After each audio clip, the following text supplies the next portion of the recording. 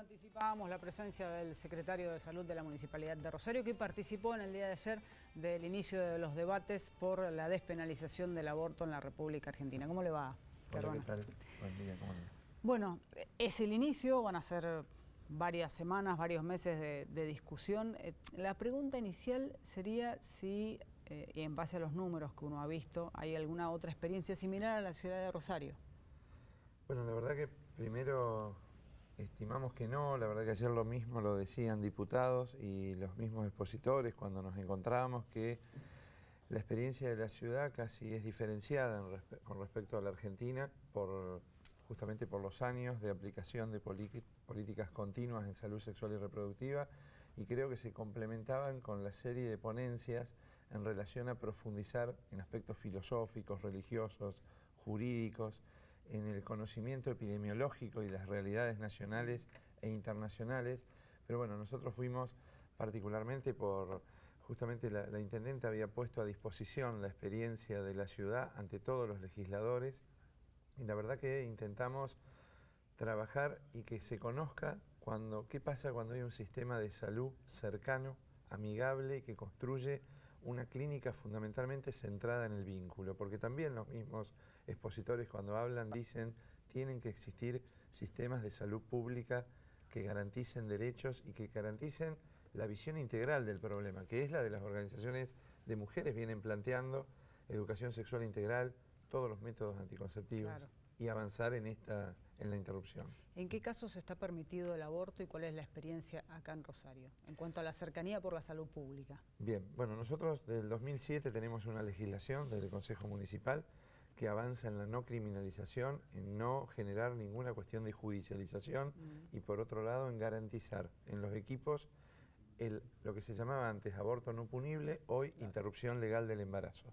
Esto en los casos que el artículo 86 del Código Penal lo establece, que es alguna alteración integral en la salud de la mujer, inviabilidad del feto, riesgo de vida de la madre o producto de una violación. Es en esos casos en donde los equipos, con un gran compromiso y trabajo interdisciplinario con trabajadores sociales y psicólogos, a partir del 2012 la distribución del misoprostol, que es un medicamento que se puede provocar y con menores daños y menores complicaciones, es que nosotros podemos mostrar dos resultados claros. Uno tiene que ver con la disminución de las complicaciones por internaciones por aborto en la ciudad, y por otro lado la tasa de mortalidad materna, que es la cantidad de muertes de mujeres por cada 10.000 nacidos vivos. Bueno, esta tasa siempre tiene un porcentaje, en la Argentina es de 3.4, en la provincia de Santa Fe de 2 y en la ciudad de 1.78. En Rosario ninguna muerte materna es provocada por aborto, y esto habla justamente del acceso, de la garantía y el seguimiento. Y el otro dato, y ya te dejo que me preguntes, el otro dato tiene que ver con no ha aumentado el número de prácticas en los últimos 5 años de estas interrupciones. Es decir, una mirada amplia, no restrictiva del Código Penal, capacitación y el misoprostol en los centros de salud no hace que esta práctica aumente, todo lo contrario. Cuando se judicializa, cuando se penaliza, cuando se trabaja en forma clandestina, condenamos a las chicas, a las mujeres, a que en estado de pánico no tengan posibilidades de diálogo con equipos, y eso es lo que aumenta en general las intervenciones y las muertes. Teniendo protección legal, ahí se cae un argumento, ¿no?, de que si se legaliza la interrupción del embarazo van a aumentar la cantidad de pedidos. No es así, ni siquiera en los países más avanzados del mundo, donde hace años tienen legalizada la posibilidad de la interrupción del embarazo. Así es, nosotros lo mostramos en la realidad de lo que significa el aborto no punible y una mirada amplia que hoy no está en el resto del país.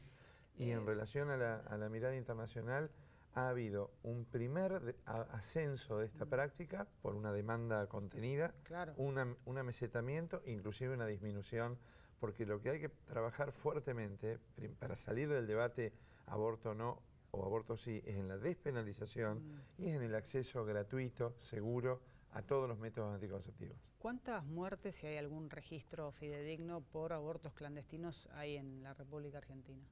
Bueno, nosotros por los datos que hemos tenido y por el porcentaje de la tasa de mortalidad materna y la información del Ministerio de Salud, el año pasado hubo 47 muertes por abortos provocados. Lo que veíamos nosotros hace 20 años en nuestra ciudad, cuando ingresaba una chica un viernes a la noche por métodos con permanganato de potasio, con elementos cortopunzantes, claro, y con síndromes sépticos. Esto todavía se da. De esas 47 mujeres, el 90% son pobres y en condiciones de no acceso a los servicios de salud. Por eso la discusión va más allá, tiene que ver con que cuando una mujer decide interrumpir su embarazo, lo decide con o sin ley. La diferencia es que la población de clase media y de clase alta lo hace en la seguridad privada, la gente de clases sociales empobrecidas, en los lugares donde no hay sistemas de salud, lo hace condenado a una posibilidad de muerte. Y ahí es donde tiene que estar el Estado, en los sectores más postergados, digo, que hoy está cerrando esa puerta. Bueno, por eso nosotros ayer explicábamos que aquí en la ciudad se dio la confluencia de 3 ejes. Un camino iniciado por las mujeres, un gobierno con decisión política de generar políticas de salud pública amigables y que incluyan, y por otro lado equipos comprometidos. Cuando se da esto se traduce en indicadores sanitarios que transforman la vida de la gente. El embarazo adolescente es otro ejemplo, claro, que tiene que ver con esto. Cuando hablamos de que la tasa de fecundidad, tanto en la adolescencia temprana, de 10 a 14 años, como en la tardía, viene disminuyendo en la ciudad y en esta provincia, tiene que ver cuando uno no solo garantiza los anticonceptivos, sino también los chicos, los jóvenes, vuelven a estudiar, tienen proyectos laborales, cuando uno pone no el deseo del embarazo como único lugar de salida, sino compite con otros, también disminuye el embarazo adolescente, y eso es un indicador claro de políticas integrales en este aspecto que creo que hay que incorporarlo en el debate también. Es que la discusión no es aborto sí o aborto no, porque seguramente ninguna mujer pasa por una situación de tener que llegar a una intervención de interrupción del embarazo gratuitamente. Así es, la verdad que genera un impacto. Por eso, digamos, lo que se pide además es educación sexual y métodos anticonceptivos para no abortar.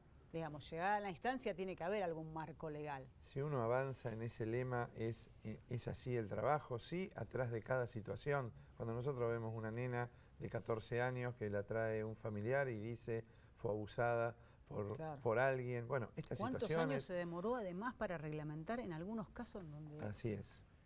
Así es. Criterio común, ¿no? Sí, creo que la idea que pudimos transmitir ayer y que creo que es muy importante tiene que ver con que esto no se puede hacer en una guardia, un sábado a la noche a las 4 de la mañana. Cuando existe vínculo de equipos con la población, como en el sector privado, cualquier joven tiene un médico ginecólogo al cual va a consultar a un clínico. Bueno, esto lo hacemos en la ciudad. Cuando tenemos un médico de cabecera podemos hablar de esta situación y podemos inclusive a veces hasta desnaturalizar la decisión, porque en muchos casos, cuando uno está solo y se encuentra con desesperación, recurre a una interrupción. Cuando uno dialoga con un equipo, en algunos casos está dentro de la interrupción legal y en otros se desnaturaliza esa decisión y se avanza en el acompañamiento del embarazo. Última, Carvana, usted es médico, pero es secretario de Salud y no le puedo dejar de preguntar algún análisis político sobre esto. Cuando la posibilidad de debatir si finalmente se sanciona una ley que permita la interrupción voluntaria del embarazo, sale del presidente de la Nación que está en contra.